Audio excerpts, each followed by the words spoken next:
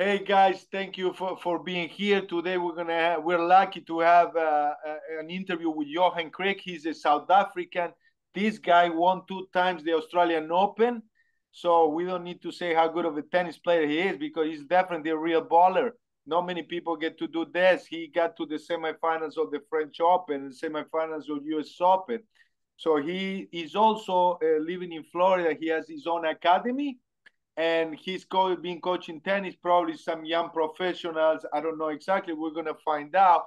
And anyways, Johan, thank you for being here and talking to me and to some of the people that will listen eventually to this. Thank you, Carlos. Thank you very much, and thanks for the opportunity to chat with you. Not a problem. No problem. So, Johan, since you've been a tennis player for many years, I want you to tell me what makes somebody to be able to reach the top level? What do you think you have to reach the top level in tennis?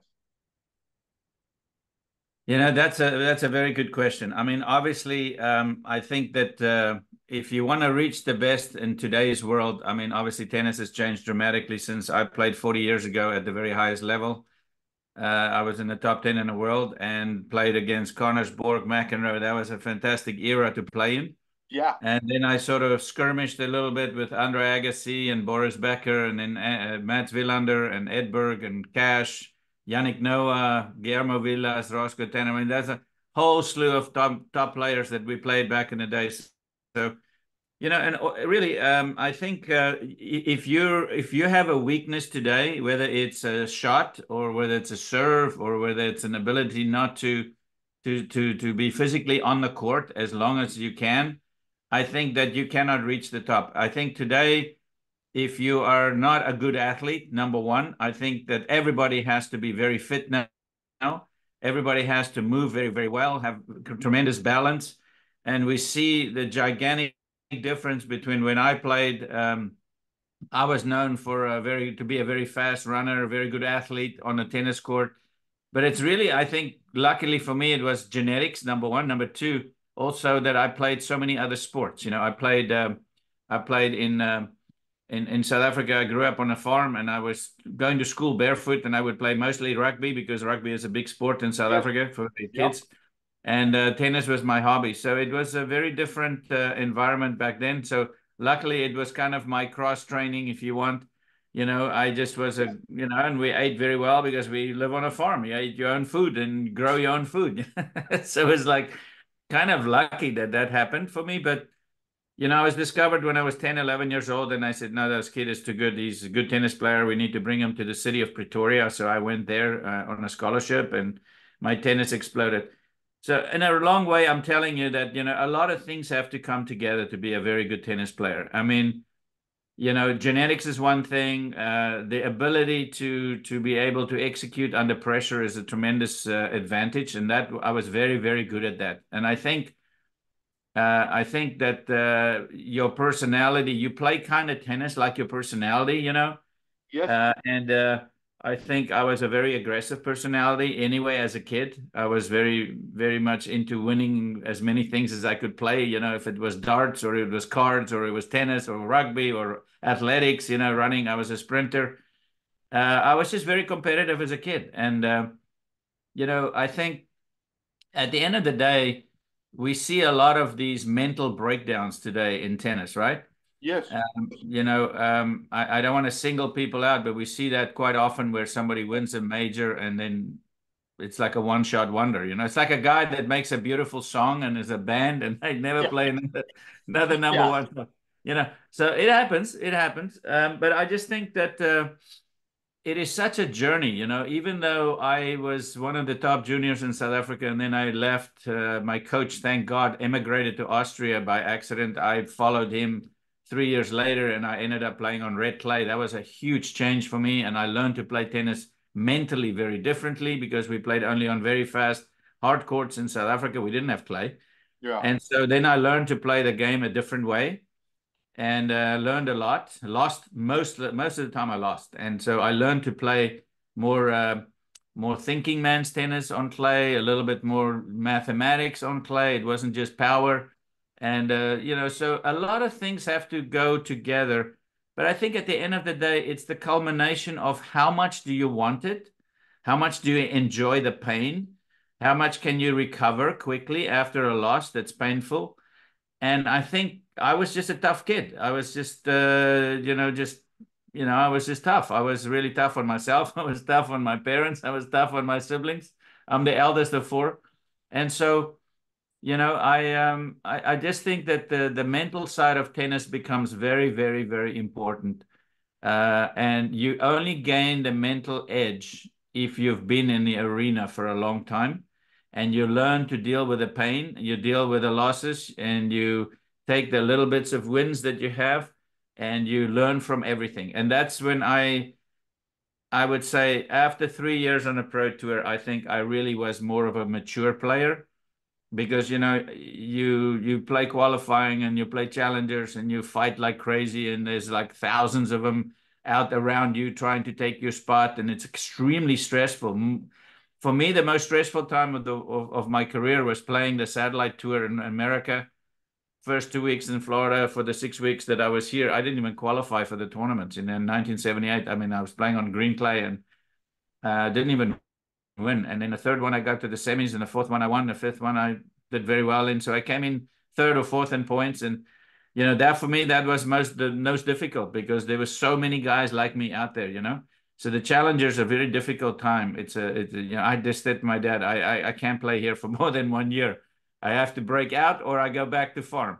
So I broke out and, the rest is history. So, but even then, even though I went through that really, really difficult challenger time period for 2-3 years in Europe and then also in the States. And then when I got do well in the States, I never left. I never went back to Europe to live in Austria. I lived in America. I lived in Naples, Florida for a long time. But I think it was even then when I was on a pro tour and I was top 30 in the world within 1 year, maybe less than a year, That's 9 months. great. Yeah, I went super fast. I went super fast from 800 in the world in February to top 25 in September. That's crazy Wow. fast. So Crazy. I just felt like I wasn't mentally in that world. I mean, Yeah. You have to. You went too quick. You have to readjust to comprehend all what that just happened. but luckily for me, it was that I had endured a lot of hardship for 3 years before I got to be 25 in the world.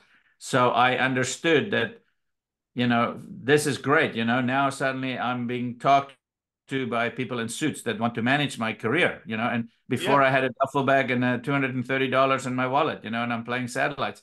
So it's a huge adjustment mentally, to be in that apprentice period. 2 years Yeah. on a tour is really the apprentice time. Yeah. You play 24 tournaments a year. So you try to say now you play 48 ATP tournaments over 2 years and you play everybody, top 10 guys, maybe number one in the world. Yeah. But luckily I was a tough kid because I struggled and really had to fight very hard. So it was no difference for me to continue to fight. So I'm going to try to summarize what you said. Very interesting. You mentioned athleticism. You mentioned the mental flexibility to adjust to bad scenarios. Mm-hmm. You said that you like competing. You were somebody that compete naturally. I mean, Mm-hmm. obviously you felt the pressure, but you compete naturally. Also, obviously, somewhat you never mentioned technique. So a lot of people talk about technique. You haven't really mentioned the technique. The technique probably because of all your athleticism, the technique was somewhere in there. Obviously, you have to Yeah. perfect it and improve it through the year. But that's what the now question to you. I was talking to two other guys that much lower level than you, but they were college tennis players. One of them was about 800, 900 in the world, something like that. So decent college players, top juniors in America. They said that they went to college tennis, and I have some kid that went to college tennis, and they feel that there is a lot of change in the pressure. They said, man, the pressure changes a lot. So now, for you, now you more as a coach, what would be the way that you would suggest somebody to learn to manage pressure a little better? What would be the way that you will say, if you probably have kids, I don't know if they play tennis or not, but they probably grew up in a different environment, right? How would you train them to get a little bit better at handling pressure? What is your solution for that? Well, you can talk as much as you want. You could be the best coach in the world. You could have Roger Federer as your coach. Okay, I'm just using as an Yes, example. yes, Okay? yes, yes. Everybody loves Roger. Everybody listens to Roger. Yeah, It's like he is the man, right? yeah. But at the end of the day, you have to step on the court and you have to take responsibility for your play, for your pressure, how to deal with it. So it's a lot of it you can sort of talk about as a professor. You know, you can talk about it. Oh, you know, when I played this guy, I felt this pressure. It was a different style of play. And how did I overcome it? And I've plenty of matches where I have examples, you know, where I was losing for 2.5 hours at Wimbledon against Edberg, and it was 19-year-old Edberg. Nobody knew, and I said, "How can a Swedish guy serve and volley like this? Nobody has ever seen it." You know, he said they all play two hands from the baseline. This guy is slice, kick, serve, come and serve and volley. I mean, what happened? He's from the wrong country. But Yeah, but I can talk about that, you know. And I was losing for 2.5 hours. I was down 2 sets to love, 4-all in the third set. I got my first break point on his serve, and he misses the first serve. And I said, I'm going to hit the second serve as hard as I can on a return. I don't care if I hit the umpire, hit my wife, or hit the winner. I'm going to hit it as hard. I have one chance because I haven't seen it for 3 hours. yeah, yeah. Hit it off the frame over his head for a topspin lob by accident, and he completely collapses mentally. So what I'm saying is, you never know when you keep trying when it's going It's to gonna change. tilt. Because tennis, as you become better at it, and you know, you learn a little bit in the juniors, there's always this ebb and flow and up and down, and some guy is playing out of his mind for an hour and then he goes away, you know, and then you beat him, you know, 1-6, 6-2, 6-3, something like that. Yeah, So you know, so you learn by being in the arena. You know, by I being think that there. that is impossible not to experience that. You have to go through the difficult moments in tennis, lose a lot, learn a lot, because you learn a lot more from your losses than you do from your wins. I mean, I like my wins. It's Yes, yes, fantastic. yes. But the I losses, see my wins on YouTube. It's yeah. funny. I have not seen my Australian Opens until this year on Wow, YouTube. I never saw them. 40 years later, I saw them. And wow. I'm thinking, what an idiot. Why did I go so fast here? You know, now I'm Yeah, older, I'm much wiser, you know, but back then you're 22 years old, you know, you want to play well.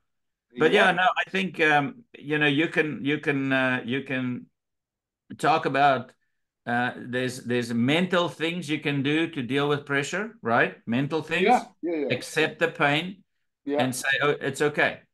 And then there are physical things like breathing, taking time, and you know, there's certain things that you can do to make yourself look very positive on the court, even though inside you're dying, you know.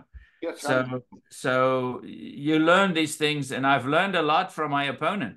You know, I learned a lot from Connors. I learned a lot from Borg. I learned a lot from some of the other guys. Always when I play those guys, you know, your McEnroe was when he plays really well. McEnroe plays fast. He goes and serves fast. He doesn't want you to find your feet mentally, you know. yeah, And he was brilliant at that. And you know, whereas Borg didn't care who was on the other side of the court. You know, he was just he's going to kill you yeah. anyway. It takes him 1 hour or 1 week. He's going to kill you. And so you have to adjust to these different mindsets of these different players. So, yeah, I mean, I think it's very important that you listen to coaches who have been in the arena, okay, that can actually say, yeah, I've experienced that. And so when I see a kid cannot finish a match, and it happens a lot, you know, Yes, some kids in my academy, they go and play tournaments and they can't seem to put people away. They get to a position where they can win, but they can't finish it. You know, it's like, what happened? Why can't you at 5-4? Why do you serve two double faults and then you play completely different from how did you get to 5-4 in the third? So you talk about these things in sort of a classroom situation, you know, you sit them down, you talk about this. But now with analytics that's coming, I think it makes it a lot easier to talk about these things because you can now go pinpoint to pinpoint every point, look at the difference between your 3-2 game where you served and you held serve for 3-all, and now at 4-5 you completely lost it. You play faster, you were 5 seconds faster bouncing the ball. You know, all these analytics are now popping on the tech side of tennis, which is fascinating, but also kind kind of makes it like more robotic, I think, I guess, lack of a better word. So, But, so you're knowledge is saying power. so you're saying it's good to talk about it, but basically you have to experience those situations, because the question is, you can know what to do, but if you're not enough on that situation, you can't see it happening, right? Yeah. You're saying, Yeah. interesting. I tell the kids when you play tennis, it's almost like when you're trying to chase a woman. You Mm. throw pebbles at her, and you don't know when she's gonna turn and look at you. But you keep going at it. At some point, she's crazy in love with you, but you don't know when that could happen. It's Exactly. it's a very momentum kind of scenario, and the coach Absolutely. is to be there to ride that wave at the right moment. Right.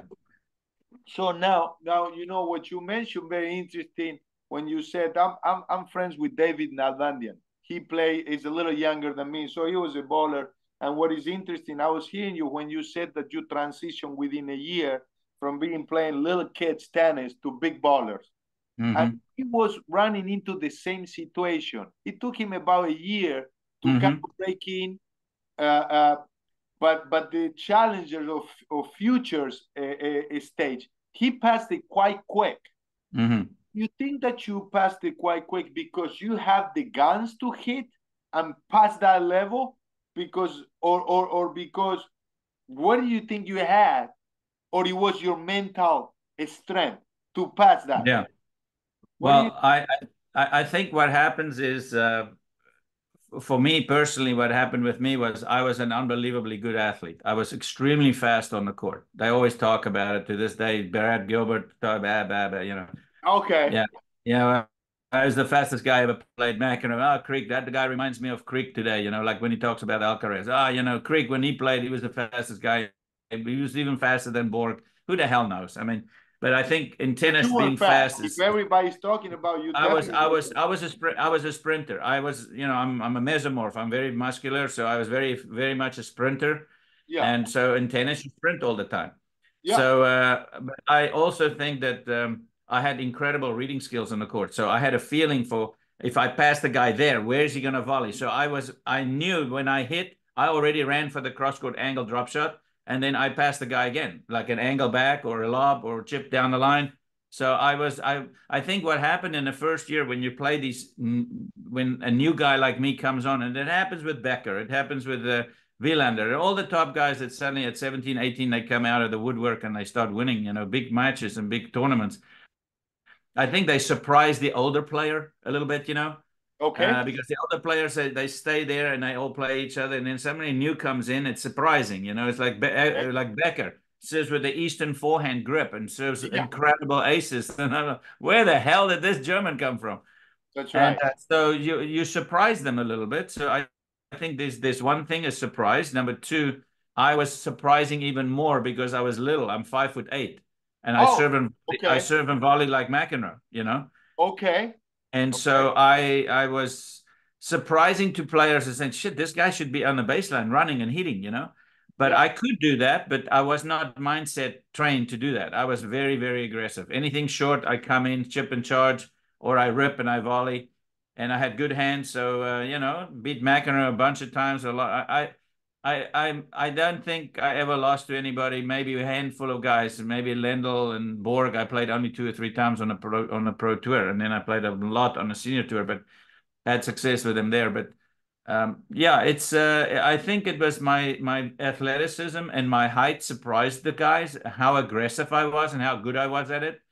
And the other thing is, you're gonna have to have a mind of a steel trap. You got to be very tough mentally, man, to play serve and volley. You have to always accept that they're gonna pass you. You're gonna accept you're gonna miss volleys in the net court. But it didn't bother me because I had to win 51% of my points, and then I beat you. Yeah. Yeah.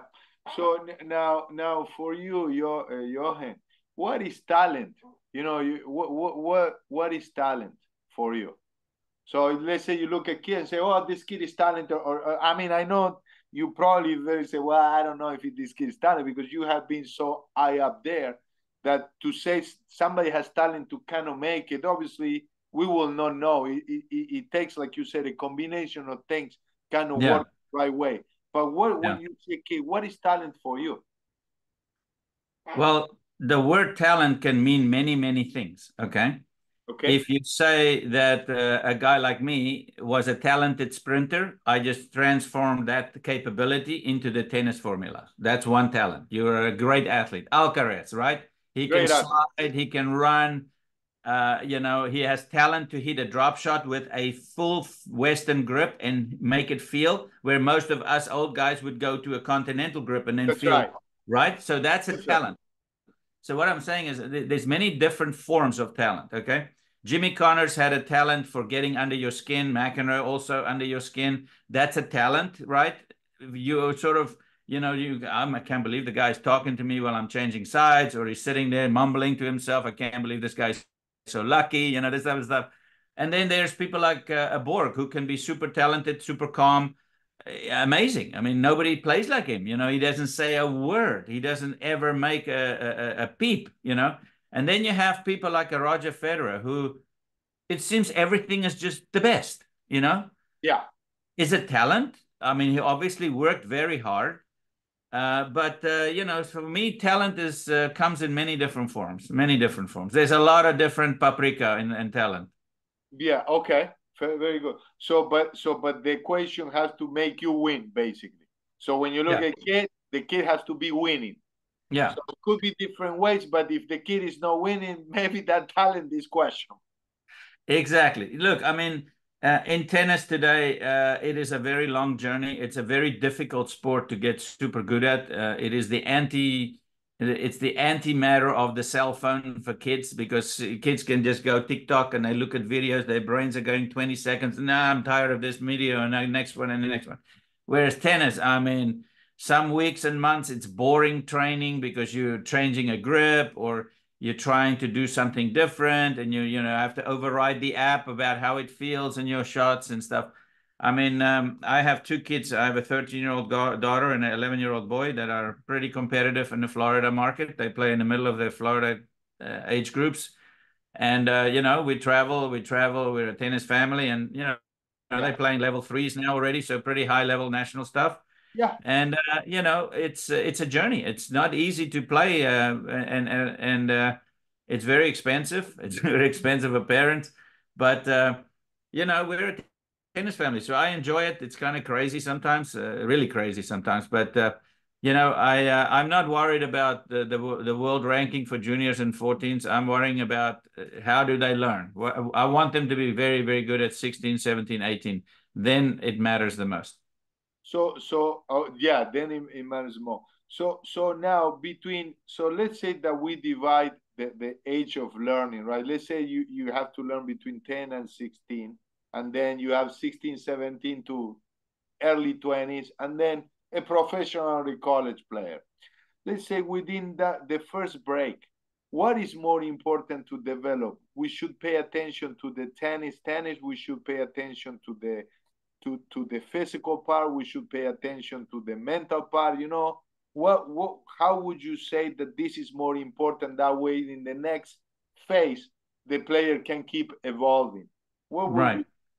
What would you? How would you compartmentalize that, or put it?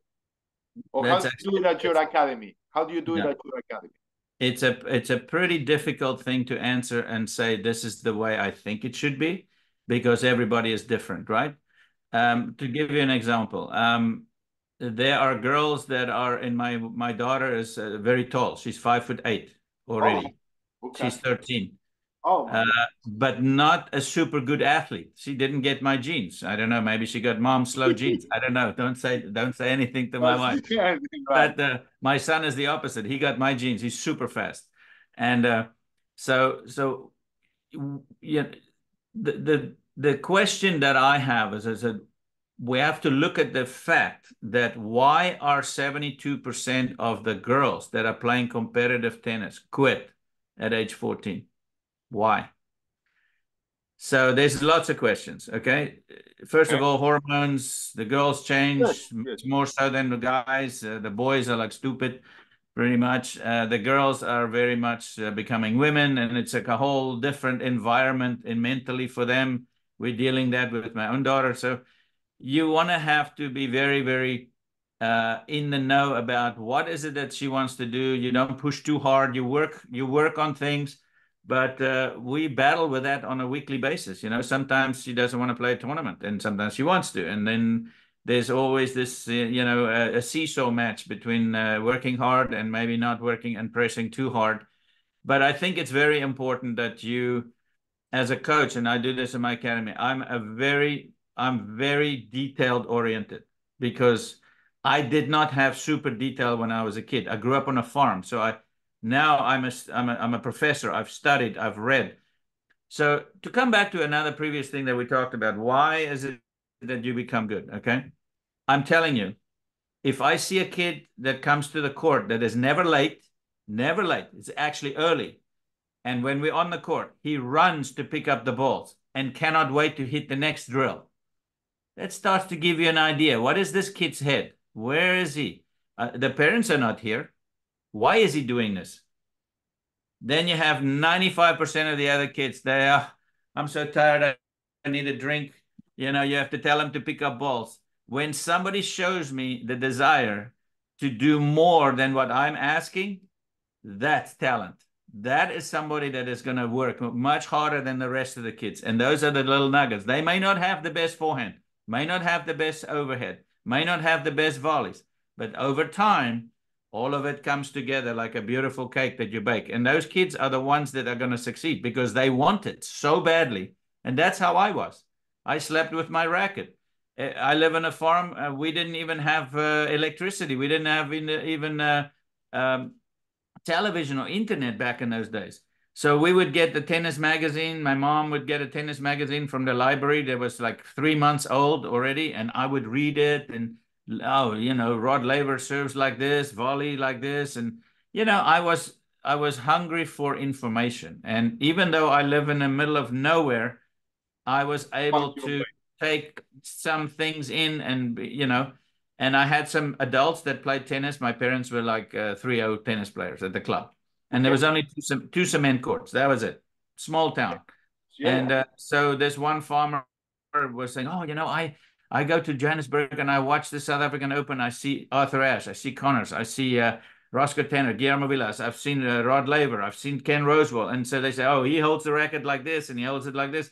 So I had already a good base, from people that are smart, and I could see what these guys are using, because these guys were also, tennis fanatics. And even though they were farmers, they loved the sport. They played it every day. And so, I mean, I just grew up differently than today. But I think, you find those very rare kids today. It's rare, actually, because they have so much entertainment at their fingertips. And back in the day, that was part of my entertainment, was to go and play tennis. I didn't have a phone. I didn't have a motorcycle or a scooter that I can zip around. And, I mean, I had nothing. I mean, I had a bicycle, and I would drive 15 miles to go visit my friend, Yeah. Yeah, I see. Give me 1 second. I don't want this computer to die. It's telling me the battery. Sorry, 1 second. Just want to make sure. I mean, this will drive me crazy if I lose you here.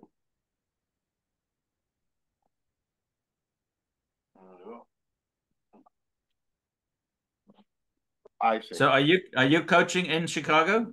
I'm coaching in Chicago. Yeah, so I have younger kids. I saw for a little while I was training the one kid that ended up being #1 in the country.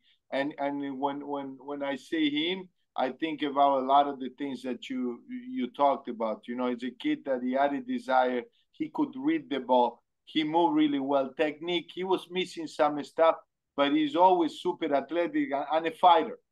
You can see there was a lot of things very natural for him.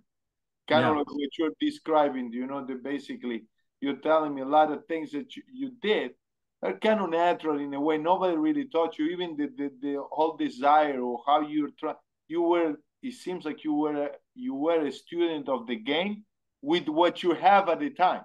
Because I mean, you could get a magazine here and there, few tips from different older people, and you'll use that to evolve. Now, Johan, you mentioned the scenario with your own kids. How you run basically the pressure thing? Parents putting pressure or no pressure? What do you tell the parents? Because hopefully, some parents that I train will be watching this. How do you manage the parents and pressure situation? What do you suggest? What you tell them? I'll answer it this way. When I first started my academy business was 2006, and I was in Sarasota, and I started the academy there,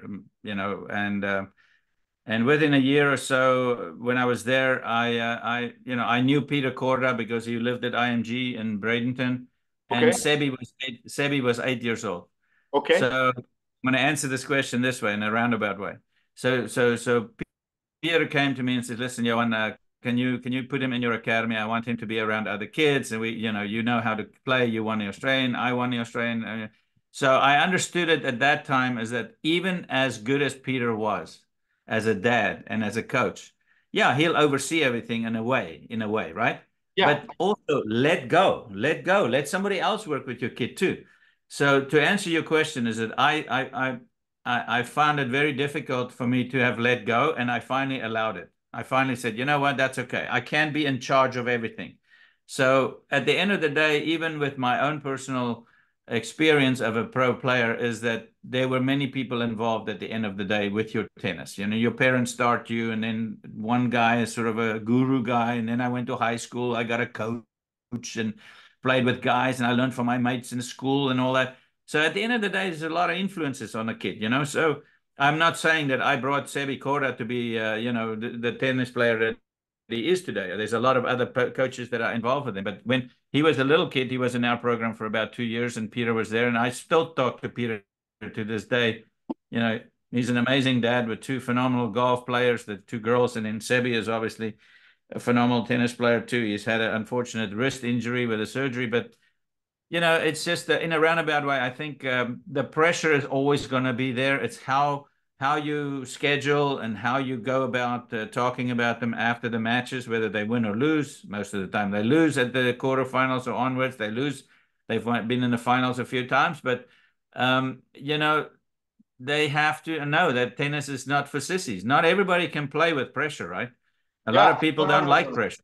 They want easy. They want easy. They want this and they want that, and they will not go very far if you cannot fight through the uncomfortableness of losing.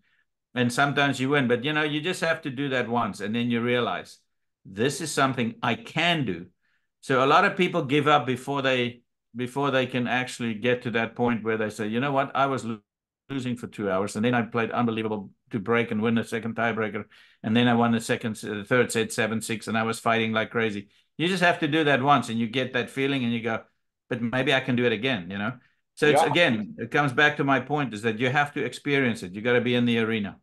You gotta be in the arena, basically doing it. That's Yeah. okay. And basically, you said that the parents have to learn to let go a little bit and Yeah. don't get too Yeah. involved. Be around, understand what's really Yeah. happening, but I cannot. struggle. I struggle with that. I struggle with Oh, that as a I dad would imagine. You know what's going on. because So because the incredible craziness with junior tennis now and this 12s and 14s is the cheating and this and that. There's so much going on outside of the tennis itself, right? But so I have to be there just to make sure that my kids, I teach them respect for the tennis, respect for the opponent, respect for the umpires and the USDA officials. But sometimes it's just like I have to step in and say something, and then I get myself in trouble sometimes. But the fact of is, I have to let go, and that's what I'm at I'm at that point now where I think I will take my kids to Europe and let them go for a week or two and train at some facilities there. They don't see me. I want them to go and experience it themselves. So I'm giving them the autonomy to be their own persons. And I think at this stage it's important, especially for my daughter and my son. I could leave him in Antarctica with a tennis court. He'd be fine. so now at your academy, what is a good what is a week like? So a kid comes to train. What would you suggest? How do you do the weekly academy? Yeah, if I had the perfect academy, I would only take a certain amount of kids, and they have to train 5 days a week. If you want to be good, you got to play. 5 days a This week. is your job. This is your job. I'm not going to push you. If you want to be good, This is what it's going to take. We're going to work on the fitness. We're going to work on ball skills like slicing and dicing and volleys and angles and drop shots from the baseline, from the front, everything. I have a list of how many forehands you have to be able to hit on the dead run, on running forward, on running backwards. I will go a complete forensic on your shots, right? Can you hit a slice back and approach? Down the line cross court? Can you lob volley? Can you run forward and fake a drop shot? All of these things. I mean, that's what I will go very step by step. If you don't have half of those shots, then the kid that has the other half will kill you. They have tools. They have more tools. So I look at a kid and say, okay, your best tools are running on the baseline, like Nalbandian, and then play amazing tennis from the baseline. Maybe another kid is more like a Roger Federer. He can come forward, he can volley, he can serve and volley, he can do different things. He's an awkward player. And then you have a guy like Nadal type, that just stays on the baseline and wants to hit all day long till your legs collapse. And if he gets a short ball, he can also volley. But so for me, the most important part, it depends on also, I mean, there's skill levels that are sometimes a 10-year-old can play with a 14-year-old or a 13-year-old because he is so good, right? He's already a bigger kid. He's already a little bit bigger.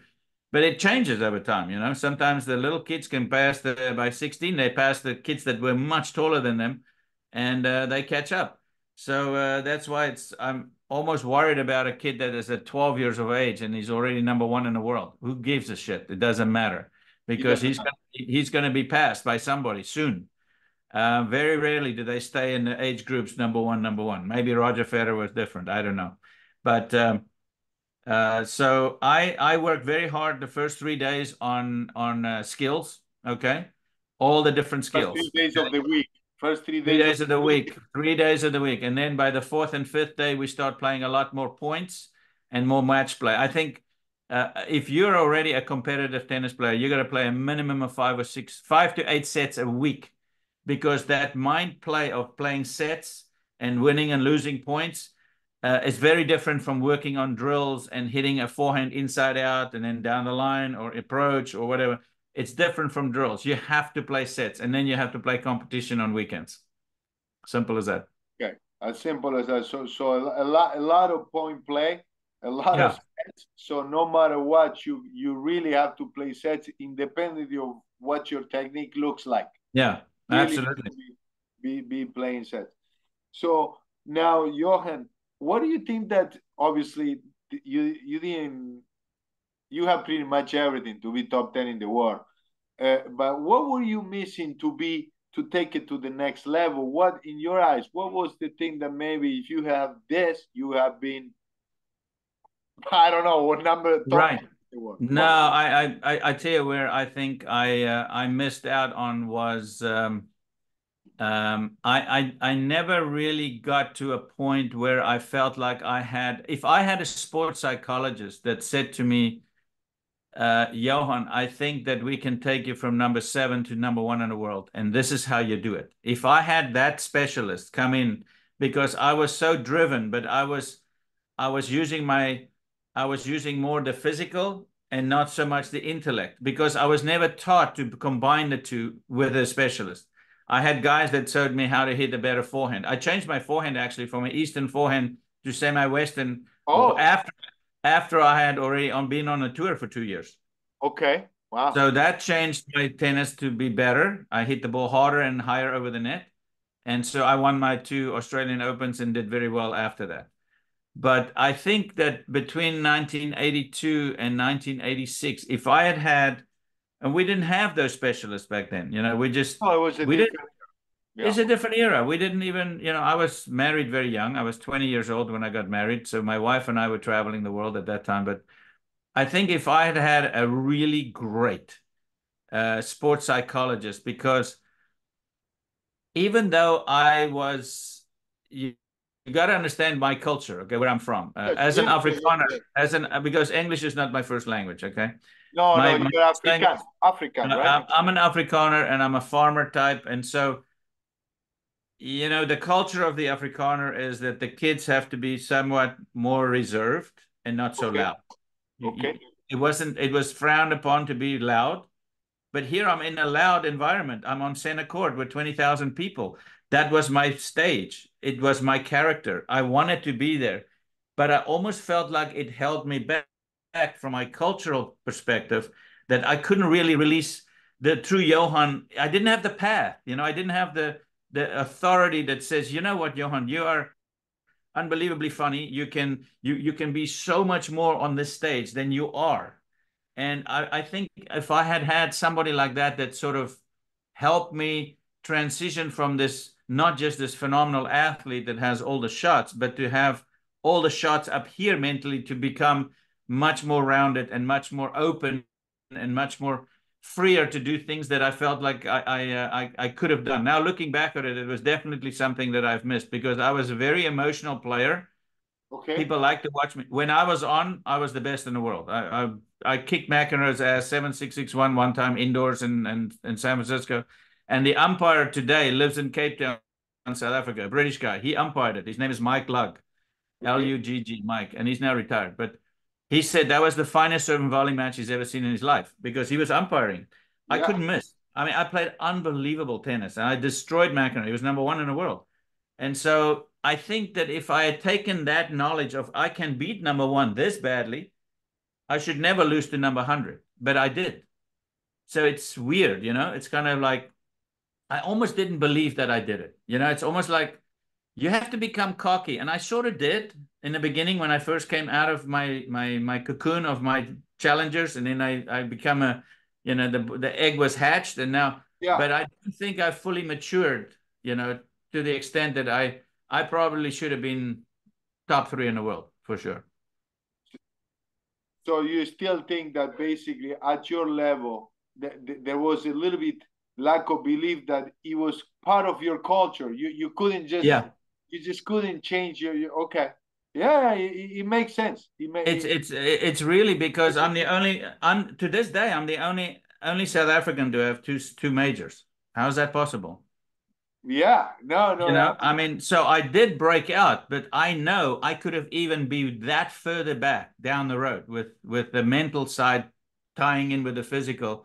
I would have been unbeatable. I would have been like a Nadal, but with a Federer type of play.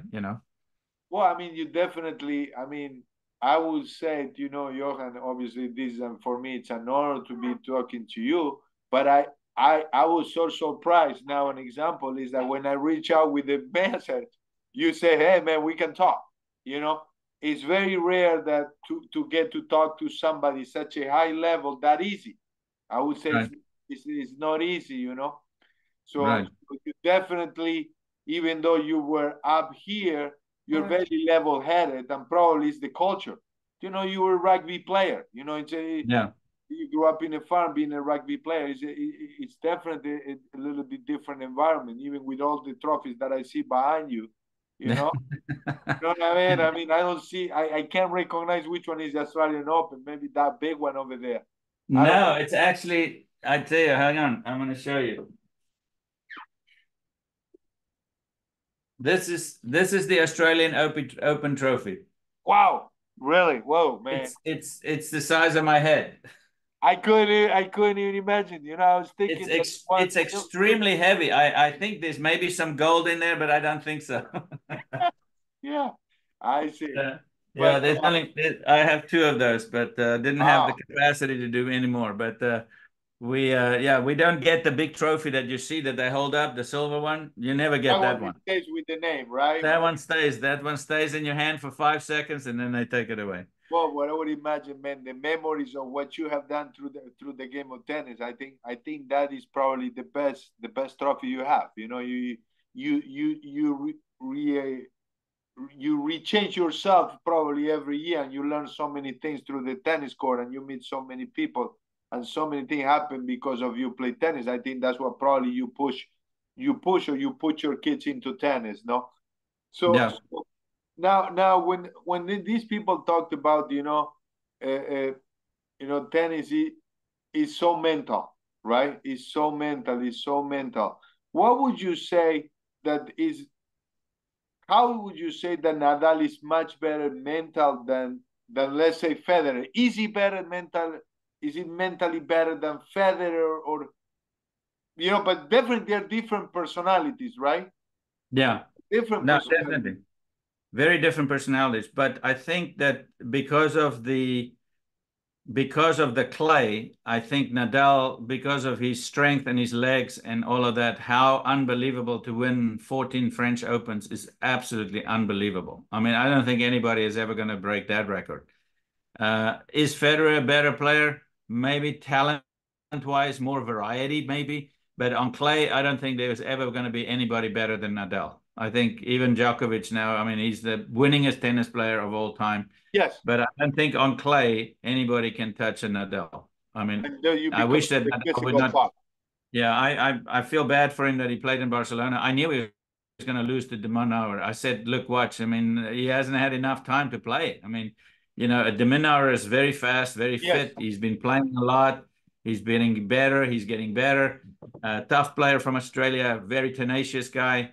And Rafa hasn't played. He's been injured and he wants to play. And I'm sure he's got contracts and he has to play. But I think he's doing himself not a good service right now playing. I think it's best for him to do what Roger did and just said, you know what, this is my last tournament. Maybe you should play the French and then, say Okay. hurrah. And I think that would be better for them because honestly, you don't want to be at that level and then you play till you lose to people like De Minaur and stuff. I mean, even though he's a fantastic player, I just think those guys are at a different level. They need to play and stop. Yeah. And Yeah. I think Djokovic is close too. I honestly think so. I don't see there's too much upheaval right now. There's a lot of changes with him, and I know how it is. I know how it is. I've been there, and changes. Yeah. Your everything becomes much more complicated. And I think Nadal's life is very complicated. He's got a kid, he's got a wife. Djokovic has two kids, and the pool of the family wants to be in Serbia or wherever they are. And it becomes complicated. It's easy to play when you're single and you don't have all these other pressures. But this is now a different pressure. So now when do you think that it's a good time, or it's a good time to retire after you feel like you're starting to decline? You think that Yeah, these guys, when they're starting to decline, because obviously the new blood, they have a lot more. I mean, I'm surprised that some of these guys, they still want to be there, because yeah. it's like a boxer wanting to take punches on and on and on. Like Andy Murray. Yeah, Andy, exactly. Andy Murray, I mean, Andy Murray, I don't know how many hip surgeries he's going to take and keeps going. Yeah. What do you No, think he obviously still loves to compete, but I think he's also very much close to the end. Yeah, Um, so I think that we will see probably within the next year we'll see him, Rafa, and Djokovic step away. I think that's just my personal hunch. There's a lot of young guys out there that are playing amazing tennis. I think tennis is always going to be okay because every generation has a new crop of players coming up. I mean, Rune is good, Alcaraz. I mean, Sinner is unbelievable. To move like that at that height of his is amazing. And so I think tennis is in good shape. I think there's a lot of good players waiting to come in. 18-year-olds that are fantastic players already, and they're on the tour. So I think tennis is always going to be good. I do know for a fact that because I'm somewhat inner circle of what's going on in the world of professional tennis, there are some major changes coming. Major changes. oh, okay. Yeah, yeah, Uh, very much so so. They're going to change. They're going to change. In my opinion, they're going to change the tours because um, you've seen what's happening with the Saudi money and everything yes, coming into the tour. That's going to have a major impact, major impact because you can't step away from a guy with a checkbook like that. And so I think tennis is going to become very rich over the next 5 years. I think the Saudi money and the Middle Eastern money is going to be very big, and I think they have to change the tour to make the bottom even bigger. The challengers are even bigger. They're coming up with ATP 175s now instead of 250s. So there's going to be lots of those so that you have a lot of little Federers coming up from everywhere. And then also they're going to make the tours at the top way more top heavy in terms of money. So there's going to be a lot more money into the Grand Slams and into the Masters 1000s. And then the 500s will, you see, they're changing the 250s now to make time because, you know, the changes in the Masters 1000s are going to 12-day tournaments. So it's essentially it's a Grand Slam event. Yeah. So they're going to potentially have another Grand Slam event on grass. Not a Grand Slam, a Masters 1000 on grass. We don't have one. No, We no, have it's true. Masters on hard courts, Masters on Yes, yes. clay, Yeah. you know, but we don't have a Masters 1000 on grass. So I think something like a Halle or Hertogenbosch is going to become one of those. Oh, They're wow. also taking 250s and they make them into one 500. So it's one tournament. And they're trying to make time. They're trying to squeeze more days out of the year because you can't play every week in the same place. I mean, it's just, you know, it doesn't, there's only 52 weeks in a year. So I think there's going to be a lot of changes coming, and I hope for the better. I think it would be very smart to have like a premier tour where you have the 4 Grand Slams and all the Masters 1000s are pointing up to that. That is the premier tour, and there's a certain structure of financing there that is going to blow what we see the guys make now. It's going to be crazy money back in the next 3 to 5 years. I think it's going to be tremendous more prize money. Now, when you're talking about all this money, do you think, because obviously you went through I give an example. So I play satellites, or not satellites, futures tournament. So, and in 2001, let's say I play futures tournament, I get to the quarterfinals. The price was $112. 10 years later, I play another future. Okay, I go to the quarterfinals. The prize money was 130. So within 10 years, the price was only $15 up. It didn't even cover the inflation. In your eyes, you obviously you broke through that scenario, right? So what do they need to do to make the players in a lower level to kind of keep going? You know, Yeah. to say, okay, Yeah. No, what would be a best solution in your eyes? If you think there is, maybe there is not, you know, because you give money scenario. So I'm just curious. It's going to be very difficult in America. I'll tell you why. Because tennis is like 7th on the list, whereas in Europe, tennis is in the top 3, Okay. right? Serbia tennis was number 1. Germany, when Graf and Becker were number 1 in the world, tennis was number 1, not even soccer. Yeah. So it's going to be difficult for a couple of reasons. One, let's just make it very obvious. Tennis has lost a lot of courts already to pickleball. Okay, so we are losing tennis courts and we're losing players to pickleball. Okay, so I don't think pickleball is going to go away. Is it something that I think is good? I think pickleball is great because you get the fat guys getting off the couch and they can play pickleball in 5 minutes, right? That's In right. tennis, you can't get the fat guy with a bag of chips off the couch. It's going to take him a year to get the weight off him, and he still can't hit a forehand in the court. I mean, so it's a difficult sport. So the dynamics of tennis is not conducive to the mental capacity of people now. I mean, it's just like everybody wants everything quick, quick, quick. Padel is going to take a long time to get big in the States, I think, because you have to build the courts. You have to teach people. It's also a sport that is difficult in a way. It's difficult compared to pickleball. Whereas pickleball is saying, hey, you know, we can just take the hard court in the park and paint lines and we're off to play. So that is a big change in American tennis in that sense. But the other thing also, why is it that professional tennis over the last 40 years have completely neglected Africa? We have 2 tournaments. We have a 250 in Marrakesh that was just won by Berrettini, and we have a 250 in Tunisia. And then we have a lot of ITF tournaments, professional ITFs, here and there in Africa. But it's a band-aid. It's not, there's no investment. So I think if we want to make the last continent of Africa become a real powerhouse, because we used to have powerhouse tournaments in South Africa at least. Oh, Johannesburg, right? Yeah, Johannesburg was the 5th oldest tournament in the world. And then, you know, anyway, the political changes happened and they bankrupted everything. And so now it's impossible to get the date back because they sold it. So So Africa is sitting there, and it has very few professional tournaments. And I hope to be part of that success over the next 5 to 10 years to change it.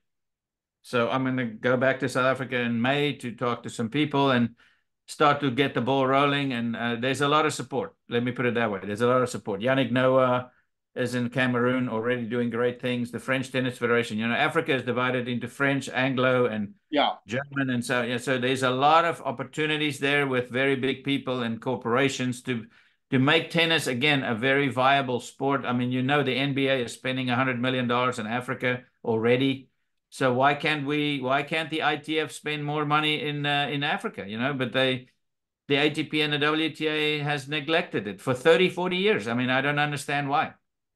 So you're saying that basically the smaller tournaments, they should get more money somewhat.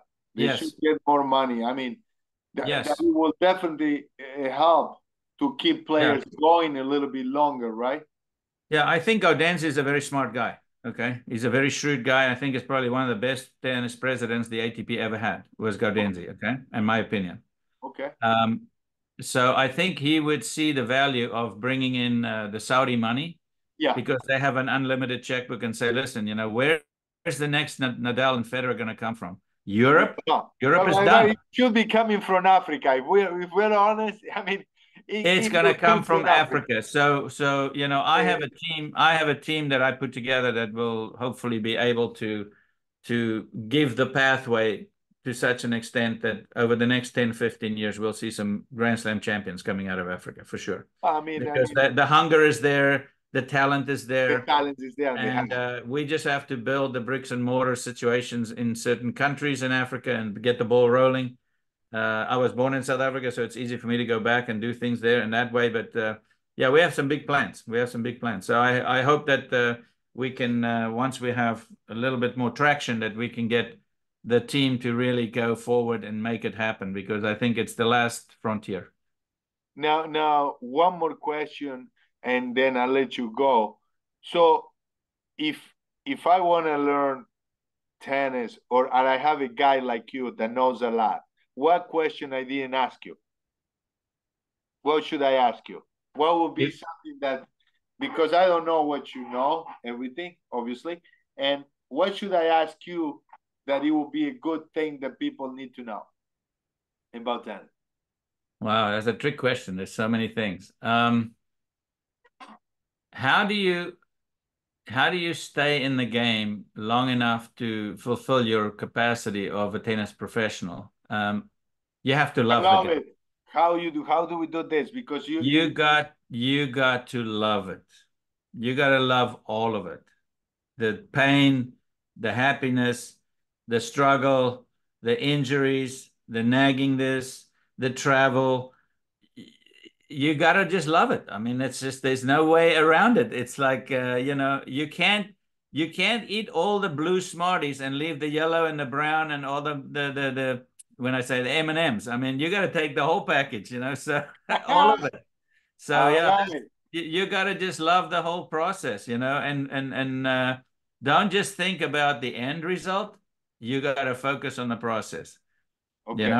You got to do everything that will make you a good tennis player. It's the fitness, it's the mental, it is the nutritional.